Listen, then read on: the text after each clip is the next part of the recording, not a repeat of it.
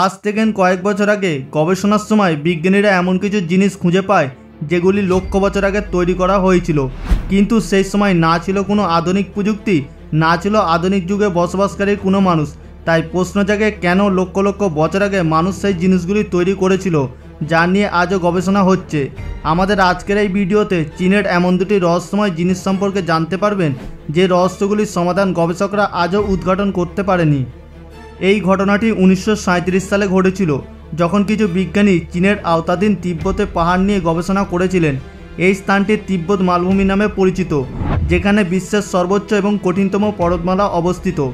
এখানে পরিচালিত গবেষণার নেতৃত্বে ছিলেন বিখ্যাত প্রত্নতত্ত্ববিদ চাই পুটি, যিনি অনুসন্ধানের সময় 716টি গ্রানাইট ডিস্ক খুঁজে পেয়েছিলেন।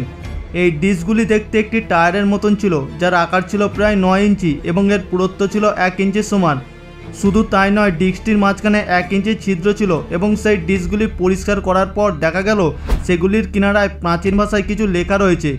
কিন্তু সেই সময় সেই ভাষার জ্ঞান ছিল না কারোরও। কিন্তু গবেষণার সময় জানা যায় সেই গ্রানাইট ডিস্কগুলি তৈরি হয়েছিল 12,000 বছর আগে।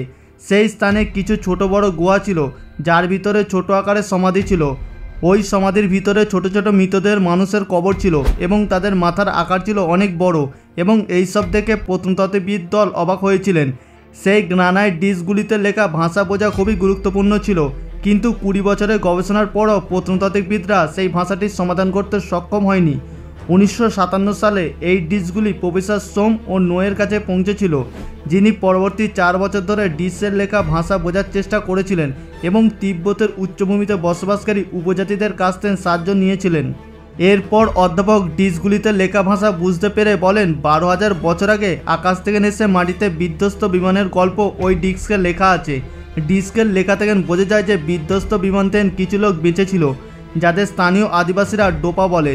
সেই ডিস্কে এটাও লেখা ছিল যে স্থানীয় উপজাতিরা ডোপাকে দেখে ভয় পেয়ে যায় এবং তাদের কাছ থেকে বাঁচতে গুহার ভিতরে লুকিয়ে পড়ে। কিন্তু পরে বুঝতে পারে যে তারা স্থানীয় মানুষের ক্ষতি করার উদ্দেশ্য নিয়ে আসেনি, তারা ঘটনাক্রমে এই এলাকায় এসেছিলেন এবং ঘরে ফিরে যেতে পারেনি, যার কারণে ডোপাতে বসতি স্থাপন করা এবং সেখানে তাদের বাকি জীবনটা কাটানোর সিদ্ধান্ত নিয়েছিলেন। প্রফেসর 1962 সালে তার এই গবেষণার প্রকাশ করলেও সেই সময় তার কথা ও গবেষণায় কেউই পাত্তা দেয়নি।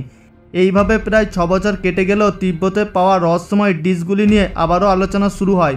যখন সোভিয়েত ইউনিয়নের বিজ্ঞানীরা জানতে পারে এই ডিস্কগুলির কথা, তখন তারা ডিস্কের উপর গবেষণা করেন এবং তখন তারা বুঝতে পারেন যে এতে পোহার নামে ধাতুর পরিমাণ খুব বেশি ছিল। এই ধাতুটিকে বিশ্বের সবচেয়ে কঠিন এবং শক্ত ধাতুগুলির মধ্যে একটি হিসাবে বিবেচনা করা হয়। এটি থেকে তৈরি ডিস্কগুলি ছিল অনন্ত শক্ত ও মজবুত।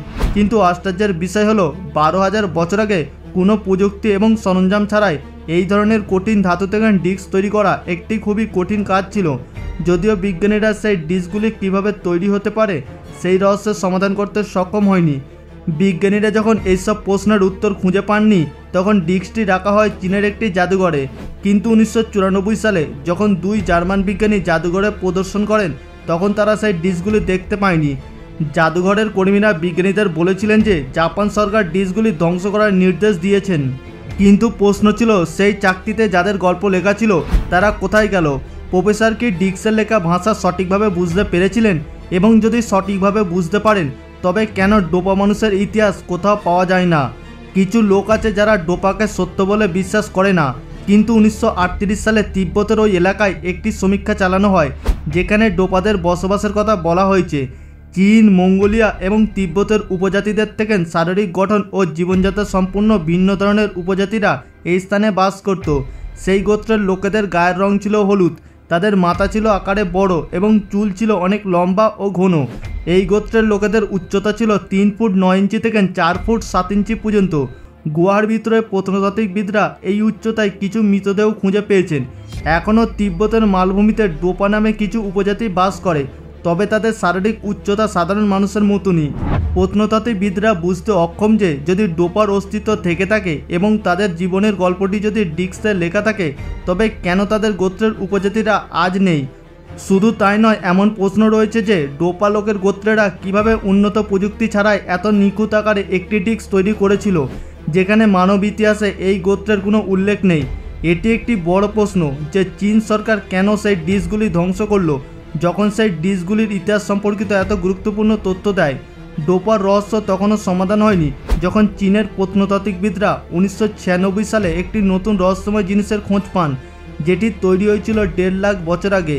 সেই পাহাড়ের আকৃতি দেখতে অনেকটা পিরামিডের মতন, যদিও এর ভিতরে কিছু জিনিস রাখা ছিল যার নির্দেশ করে যে পিরামিডটি প্রাচীনকালে ব্যবহৃত একটি বিদ্যুৎ কেন্দ্র ছিল। 17 শতকে বিদ্যুৎ আবিষ্কার হলেও চীনে আবিষ্কৃত বৈদ্যুতিক কেন্দ্র সবাইকে অবাক করে দিয়েছে। চীনের কিংহাই প্রদেশের লেক টুসোর কাছে এই বিদ্যুৎ কেন্দ্রটি আবিষ্কৃত হয়েছিল, যেখানে মাউন্ট বায়োকম নামে একটি পাহাড়ের ভিতরে একটি গুহা ছিল। প্রত্নতাত্ত্বিকরা যখন গুহার ভিতরে গবেষণা করেন তখন তারা অনেক লোহার টুকরো খুঁজে পান। সেই গুহার ভিতরে কিছু অদ্ভুত আকৃতির পাথর মাটিতে পড়েছিল, আর কিছু পাইপ গুহার ভিতর দিয়ে পাহাড়ের ভিতরে গেছে। প্রত্নতাত্ত্বিকবিদরা যখন গুহাটি ভালোভাবে গবেষণা করেন তখন তারা জানতে পারেন যে পাহাড় এবং গুহাটি প্রাকৃতিক নয় বরং মানুষের তৈরি, এবং এটি সেই সময়ের একটি প্রাচীন পিরামিড।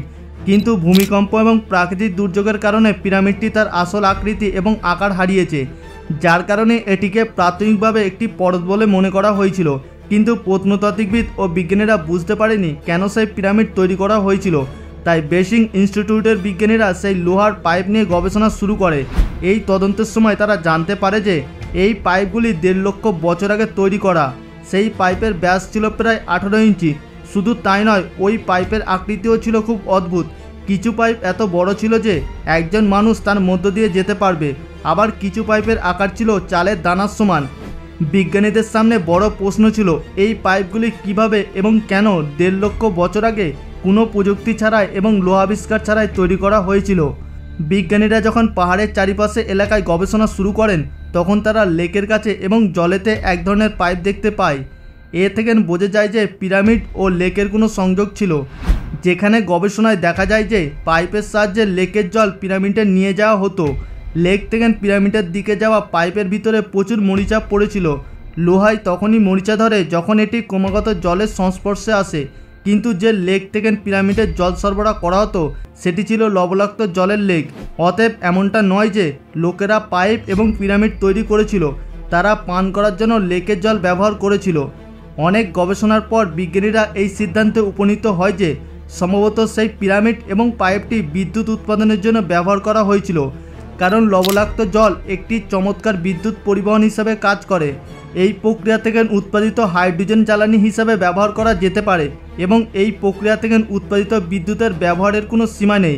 বিজ্ঞানীরা যুক্তি দিয়েছিল যে 18 ইঞ্চি পুরো পাইপের মাধ্যমে জল উচ্চ গতিতে প্রবাহিত হয়েছিল, এবং পিরামিডের ভিতরের সরঞ্জামগুলি জলের চাপের কারণে বিদ্যুৎ উৎপাদন করতে সক্ষম হয়েছিল। কিন্তু কারাই প্রযুক্তিটি তৈরি করেছিল এবং কেন তারা বিদ্যুৎ ব্যবহার করেছিল, এগুলি এমন কিছু প্রশ্ন যার উত্তর চীন বিজ্ঞানীরা এখনও খুঁজে পাননি। যদি আমরা মিশরি পিরামিডের কথা বলি, যেখানে লোহার পাইপ এবং জলের উপস্থিতির দাবি করা হয়েছে, এটা বিশ্বাস করা হয় যে পিরামিড এবং নোনা জলের মাধ্যমে এত বেশি পরিমাণ বিদ্যুৎ তৈরি করা যেতে পারে যে মানুষ তার সমস্ত চাহিদা পূরণ করতে পারে। যেখানে এইভাবে বিদ্যুৎ উৎপাদনের প্রাকৃতিক সম্পদ ও কয়লার অপচয় হয় না। বিখ্যাত বিজ্ঞানী নিকোলা টেসলা পিরামিড তত্ত্বের মাধ্যমে একটি পাওয়ার প্ল্যান্ট তৈরি করার চেষ্টা করেছিলেন, যা বিনামূল্যে প্রচুর বিদ্যুৎ উৎপাদন করতে পারে। কিন্তু কিছু কারণে এই বিদ্যুৎ কেন্দ্রের কাজ শেষ করা যায়নি, যেখানে নিকোলা টেসলার আবিষ্কার মাঝপথেই বন্ধ হয়ে যায়। বলা হচ্ছে যারা এই প্রকল্পে তাদের অর্থ বিনিয়োগ করেছিলেন শেষ মুহূর্তে তারা তাদের সমস্ত অর্থ প্রত্যাহার করে তেল শিল্পে বিনিয়োগ করেছিলেন, এবং তহবিলের অভাবে এই প্রকল্পটি কখনোই শেষ হয়নি। কিন্তু চীনে পাওয়া প্রাচীন বিদ্যুৎ কেন্দ্রটি কে তৈরি করেছিলেন এবং 1.5 লক্ষ বছর আগে মানুষ কী ধরনের জীবনযাপন করত, এই সব প্রশ্নের উত্তর আজ পর্যন্ত পাওয়া যায়নি। কিন্তু বললে ভুল হবে না, প্রাচীনকালে পৃথিবীতে বসবাসকারী মানুষেরা আজকের মানুষের চেয়ে অনেক বেশি বুদ্ধিমান ও উন্নত ছিল, যারা কোনো উন্নত প্রযুক্তি ব্যবহার না করেই এমন কিছু আবিষ্কার করেছেন যা আধুনিক মানুষ ভাবতে বা বুঝতে পারে না।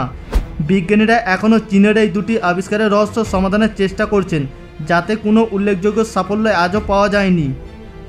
বন্ধুরা, এই ছিল আমাদের আজকের এপিসোড। আশা করি আজকের ভিডিওটি আপনাদের ভালো লেগেছে। যদি ভিডিওটি ভালো লেগে থাকে ভিডিওটিকে একটি লাইক করে দেবেন এবং সকলের সঙ্গে শেয়ার করে দেবেন। আপনাদের মধ্যে যারা নতুন দর্শক তারা এখনই আমাদের চ্যানেলটিকে সাবস্ক্রাইব করে পাশে থাকা বেল আইকনটিতে ক্লিক করে রাখুন। দেখা হচ্ছে পরবর্তী এপিসোডে। ভালো থাকবেন, ধন্যবাদ।